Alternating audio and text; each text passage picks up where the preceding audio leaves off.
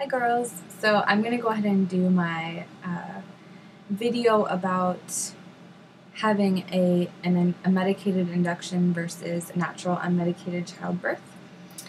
And I guess I'll just jump right in. And if you guys have any questions, leave them below and I'll try to address them in another video. So my first birth was with my son in 2009. And I'd been having the false labor for 3 days, and I was getting really sick of it. And I was 39 weeks and a couple days along, and I asked my OB, I said, can we please induce, because I was tired of being in labor for 3 days and not having anything happen. And she said, sure. So that day we went in at 5:30 in the morning. And if you want to hear the whole birth story, I have it posted on my Abby Dig channel. It's favorited on my channel if you want to check it out in the favorites videos. There are 3 parts to that birth story. But I'll just quickly tell you kind of what happened. So I went in 5:30 in the morning. I was 2 centimeters dilated when I got there. I was having contractions that showed up on the monitor. They weren't painful. I didn't know I was having them. I didn't feel them. And so since my cervix was already favorable, and I think it was like 80% effaced or something, they just started with Pitocin. So they started the Pitocin, and labor was fine. And then they came in and broke my water. My doctor did. They said, they asked me if I wanted them to break my water, and I said yes. And when they broke my water, things got extremely painful. So then I requested my epidural, and I got my epidural, and it only took on half of my body. So then they had me lay on my side, and the medication kind of went to the other side, and then I was completely numb from, I don't know exactly where, but my belly down somewhere. And couldn't feel my legs or anything. I felt nauseous on the epidural. I didn't get sick, but I did feel nauseous. When I actually fell asleep for like 4 hours on the epidural, so I slept through my labor. From 4 centimeters, I woke up and I was like 9 centimeters, and then I started feeling some pressure. So they checked me again, and I was 10. And my OB said, all right, well, we're just going to let you labor down for a while, and then we'll come in a couple hours and you can start pushing. So I stayed at 10 centimeters for like 2 hours while my body pushed the baby further down into the birth canal. And then they came in, and I pushed for 2 hours, and he was born. I had a 3rd-degree tear with more stitches than they cared to tell me about. It took them like an hour or longer to sew me up. But breastfeeding was fine. I got to nurse him. I was uncomfortable because of the 3rd-degree tear, like sitting to nurse and stuff like that. But I got a baby at the end. When I was pushing, with every contraction, my son's heartbeat would drop. His heart rate would go down.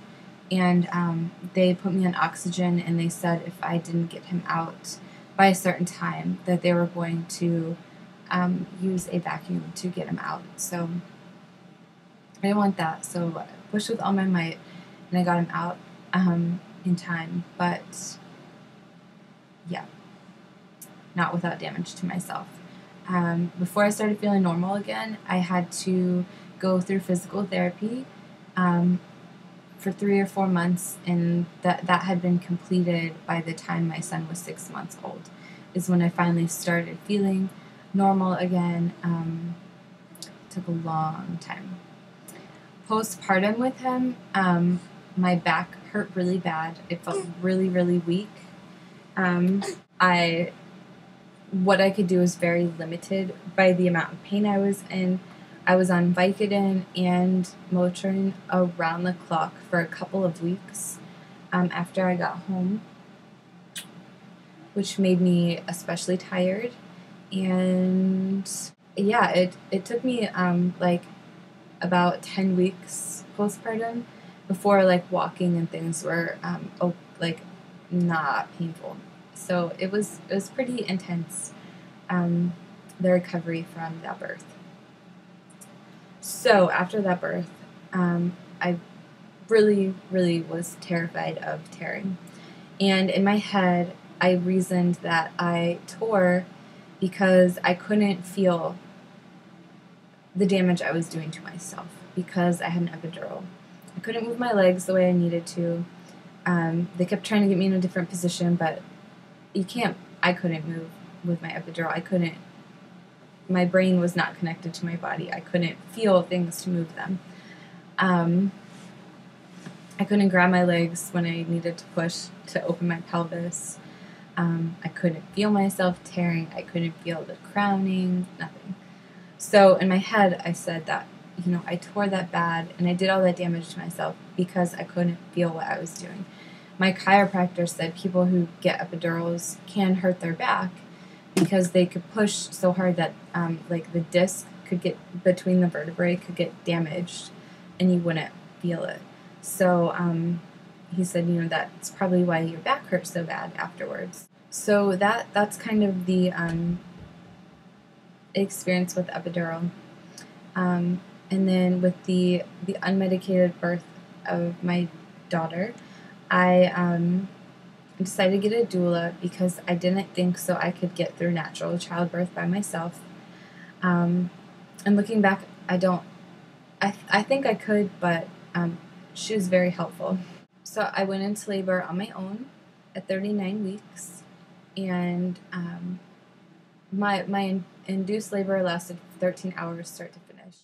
And the natural unmedicated was 7 hours start to finish.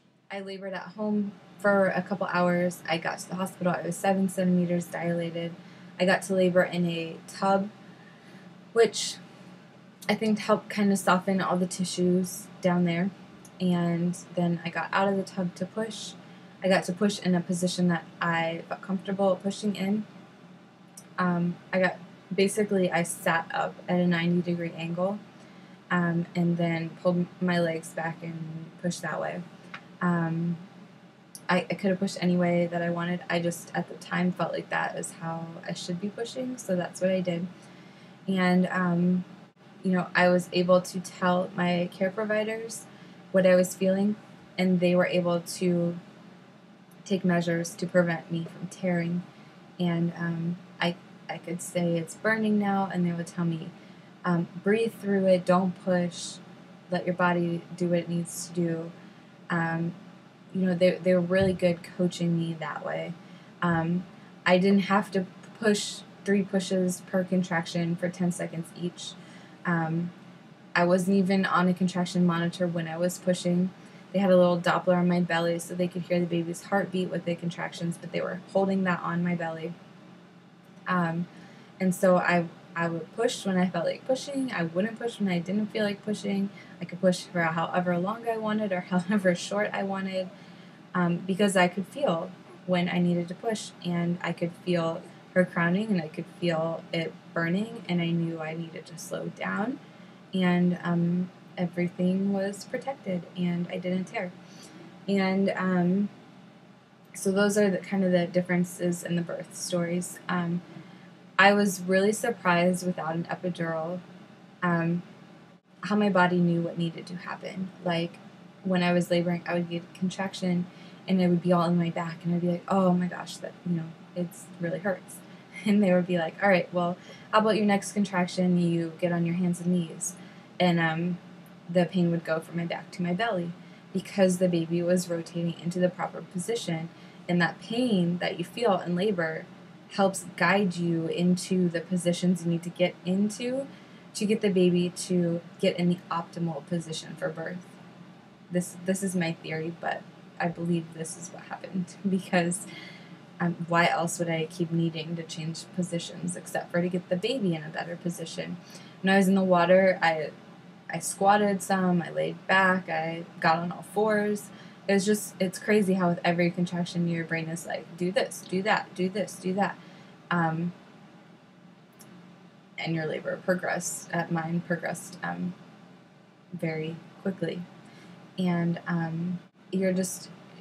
I feel like the pain of labor, it's intense, but I think it has a purpose. And when you get an epidural, or even if labor is started falsely, I think you just kind of lose touch with what needs to happen to get the baby out. I think the pain is for a reason, and it's really to make things easier on yourself. So yeah, that I don't know what else to say about that. If I had to choose again between a natural and a medicated birth, I would choose a natural birth. But if you asked me the day that I delivered, I would probably tell you I don't think I would want to have a baby again because it was intense and it was painful. To the pain that I had when I had my son with the epidural, I have amnesia to like the whole event. I don't remember it hardly at all. It's crazy. I don't remember how I got from my birthing room to my like postpartum room. I don't remember where my son was during that time. People are like, they asked me like, how's Annabelle as a newborn compared to Connor? I don't remember Connor as a newborn. Like, I remember him as a newborn, but there are just so many things I don't remember because I was on so much pain medication from his delivery that it's all foggy in my head. And I feel like I have a much better grasp on what happened in her labor. I remember the pain, but I don't have like terrible memories of the pain. Like I said, my memory of it is that it helped me have the best birth that I could have. And I got this beautiful little baby out of it. But some other things that were different when I delivered my son, the one thing that I remember from his birth was the actual physical feeling that I remember from giving birth is emptiness. You feel so hugely pregnant. Your belly is ginormous. And you go from feeling so full to feeling so empty. Like, I don't even know how else to describe it. Like, you have this life in you, and psychologically, sure, you could feel that way too, but I'm just talking about, like, the physical feeling of being huge, and you push the baby out, and all of a sudden, you're not. And that's the feeling that I remember from his birth. With Annabelle's birth, having all those other senses and feelings going on when she was born, I didn't feel that at all. I didn't feel like it was an end to something, like an end of a pregnancy, which is what I felt with my son's birth. I felt like it was the beginning of her life, and I know it's the same difference, right? But I didn't have an empty feeling after I had her. It was like, oh, she's here in my arms, and I just remember when I had my son, that empty feeling was just like right in the front of my mind, because it was so surprising how it felt. But when she was born, I didn't feel that specific feeling at all. So I found that interesting. As far as recovery, after the medicated birth, my bladder had been bruised because you have to have a catheter when you have an epidural, and it damaged my bladder, and I did not have any bladder function for the first 36 hours I had to have a catheter in, because I wasn't incontinent. I couldn't go. Everything was so bruised and swollen that I couldn't go on my own. Like, my bladder was completely full, and they had to come empty it because it didn't function. This time, before I even moved up to my room upstairs, I was still in the labor room. I was able to go to the bathroom on my own, so that was nice. It's always good to have control of all your bodily functions. Like I said with my epidural, it took 10 weeks to feel like I could, do my daily activities, and 6 months to feel hardly any pain from the birth. And this time around, I'm 14 days postpartum. I feel, I from where I have the one stitch, I feel a little discomfort. So I'm not going to lie about that. I still have stitches that are healing, but I felt better on the day of birth than I did a month postpartum with my epidural. So I'm not trying to scare anyone who gets an epidural. These are just things that personally I noticed with my labor. So those are the big differences and things I noticed how I felt, but